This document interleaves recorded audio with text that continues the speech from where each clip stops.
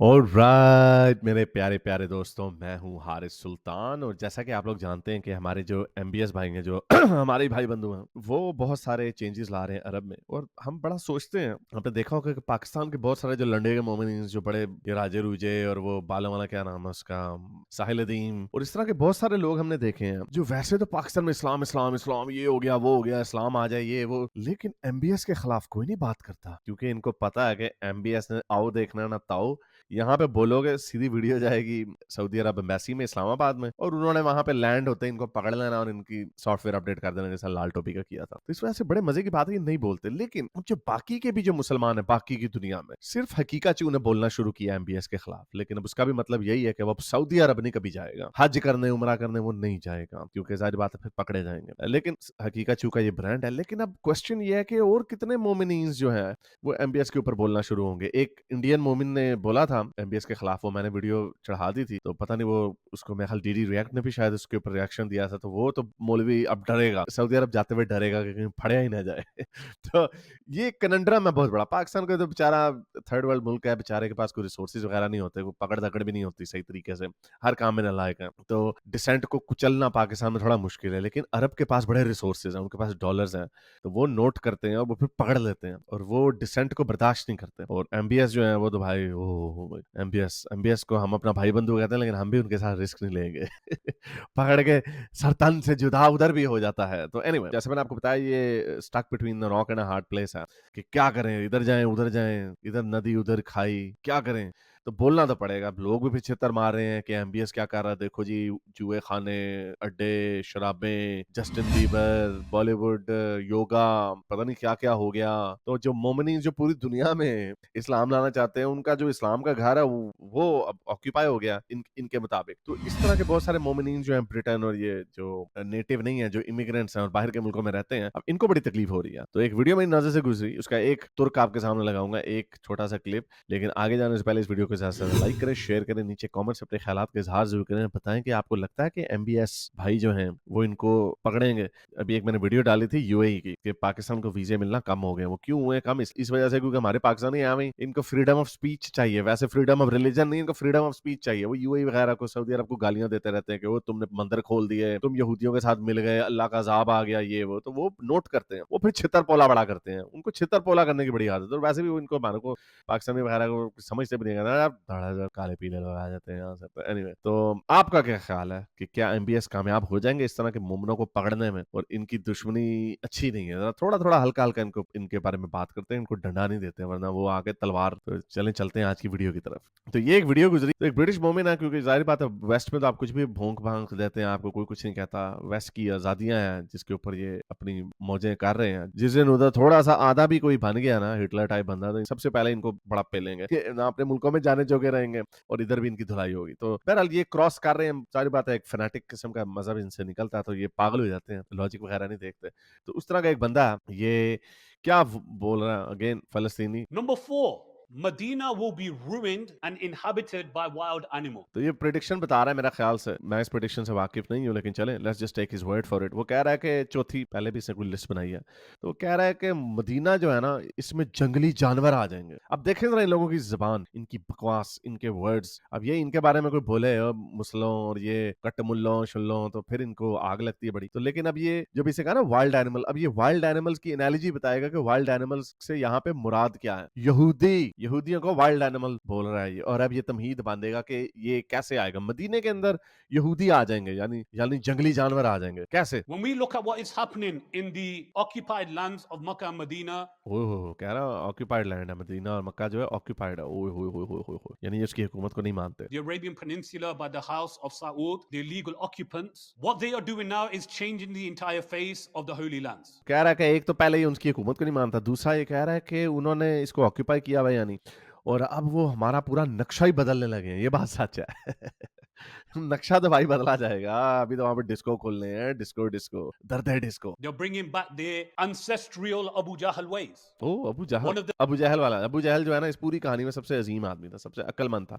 वो अक्लमंद इतना था इसलिए उसको चिढ़ में इन्होंने उसको कह दिया कि जाहिल है, इसका नाम इन्होंने डाला था। वो बड़ा मशहूर था कि बड़ा नॉलेजेबल आदमी था। जारी बात हुआ ऐसी उड़न खोते शोते उसने कहा चलो भागो इधर से, उड़न खोते, मैं नहीं मानता इनको। और फिर इन्होंने देखा कि अब क्या करें, उसकी गर्दन उड़ा देते हैं। यही होना था, हमेशा से यही करते आए हैं। the things that they are doing is on the agenda from this MBS guy.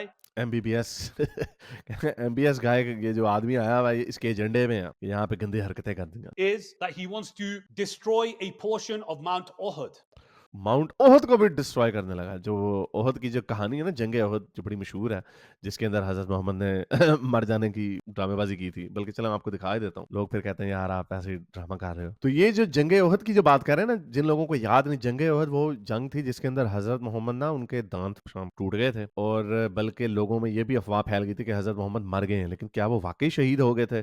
तो उसकी कहानी क्या है? वो कहानी ये है, ये हज़रत सीरतुल नबी इब्न इस्हाक में लिखा हुआ है, पेज नंबर 381 इंग्लिश वर्जन जो है, उसके अंदर लिखा हुआ है कि तलहा बिन उबैदुल्लाह आया और उसने कहा कि हैं तुम यहाँ पे क्यों बैठे हुए हो? तो उन्होंने, लोगों ने बताया कि हज़रत मोहम्मद जो है वो फौत हो गए हैं। तो फिर उन्होंने कहा कि अब क्या करोगे? तो उन्होंने कहा अब हम भी रसूल अल्लाह की तरह ही उनके मर जाएंगे वहाँ पे। अच्छा, तो बहरहाल इन लोगों में से जो अब ये मशहूर हो गया कि हज़रत मोहम्मद फौत हो गए, तो उनके अंदर से एक बंदा था काब बिन मलिक। उसने कहा कि मैंने ना लाशों के नीचे से ना छुपी हुई चमकती हुई आंखें देखी, और मैंने फिर ऊंची से चीख मारी कि ए मुसलमानों हौसला पकड़ो, अभी तुम्हारा नबी जो है जिंदा है। लेकिन रसूल अल्लाह ने नीचे से कहा ओए चुप कर, ओए अभी इधर आसपास ही है काफर, मुझे मार देंगे। तो इसका मतलब रसूल अल्लाह प्रिटेंड कर रहे थे कि मैं मर गया हूँ। तो एनीवे या यही वजह हो सकती है, और तो कोई वजह नहीं हो सकती। ये वो वाला ओहद है। अच्छा, मजे की बात इसके अंदर एक और भी पॉइंट है, वो ये कि इसी ओहद वाले दिन रसूल अल्लाह को इतना डर लगा हुआ था कि रसूल अल्लाह ने दो दो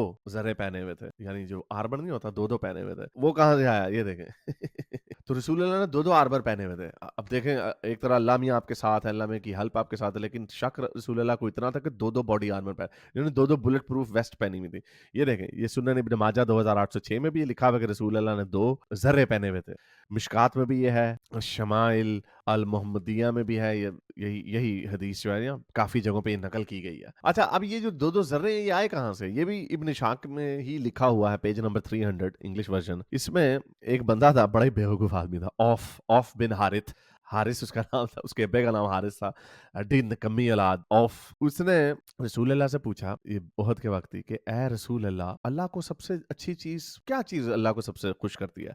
अब रसूल अल्लाह को पता था कि यार इसके पास जर्रा है, बॉडी आर्मर इसने पहना हुआ है, मेरे पास एक ही बॉडी आर्मर है, मैं क्या करूं? रसूल अल्लाह ने उसको ये नहीं कहा कि भाई अपनी माँ बाप से अच्छा सलूक रखो, बच्चों से प्यार करो, यतीमों को खाना खिलाओ। रसूल अल्लाह ने ये बातें नहीं की। रसूल अल्लाह ने उसको कहा कि वो आदमी, अब जरा देखिए कितनी स्पेसिफिक नसीहत रसूल अल्लाह ने की, ये लिखी हुई है कि वो बंदा, अल्लाह को क्या चीज खुश करती है? वो बंदा जो मैदान जंग में बगैर जर्रे के, बगैर बॉडी आर्मर के उतर आए और वो भी इतना बेवकूफ, उसने अपना बॉडी आर्मर उतारा, उसने कहा ये ले रसूल अल्लाह आप अपने पास रखें, और उसने जंग में छलांग मार दी और मारा गया। फिर लिखा हुआ then he seized his sword and fought the enemy till he was slain. कितने चक्री थे हमारे प्यारे नबी अच्छा, और मजे के, अब रसूल अल्लाह ने दो दो बॉडी आर्मर पहने में ओहद में अब दौड़ लगा रहे हैं। अब दौड़ लगा रहे हैं, तो देखें क्या करते हैं। Apostle made for a rock. अब ये ओहद में वहां पे एक पत्थर था, रसूल अल्लाह ने उधर की इधर दौड़ लगाई, जब पिटाई हो रही है ना, जब हार रहे हैं, झूठियां कहानियां सुनाई मेरे को, रसूल अल्लाह उधर, रसूल अल्लाह भाग रहे हैं। तो अब ये इब्न शक में लिखा हुआ कि अब चूंकि बुढ़ापे की वजह से ना रसूल अल्लाह थोड़े मोटे भी हो गए थे, ये लिखा हुआ he had become heavy by reason of his age, थोड़े से मोटे हो गए थे।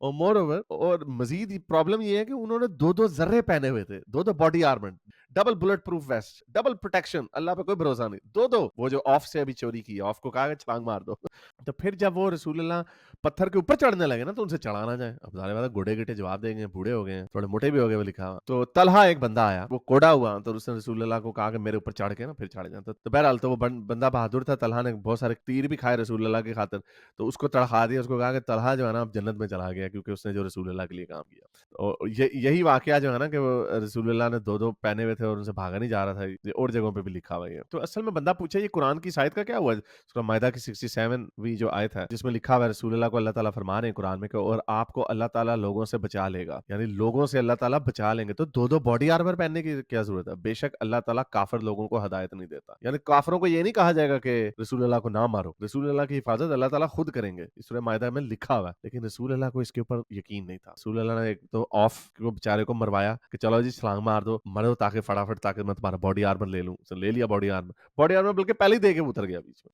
और फिर बाद में भागा भी ना जाए, पत्थर भी ना चढ़ा जाए, ये खुद लिखा हुआ है इनकी किताबों के अंदर। तो ये रेफरेंसेस मैंने दे दिए। तो एनीवे, तो ये हाल है इन लोगों का। और ये जो बात कर रहा है ना कि ओहद में वो हटाने लगा, तो ये है ओहद की स्टोरी की पहाड़ी बड़ी मशहूर है मुसलमानों के लिए।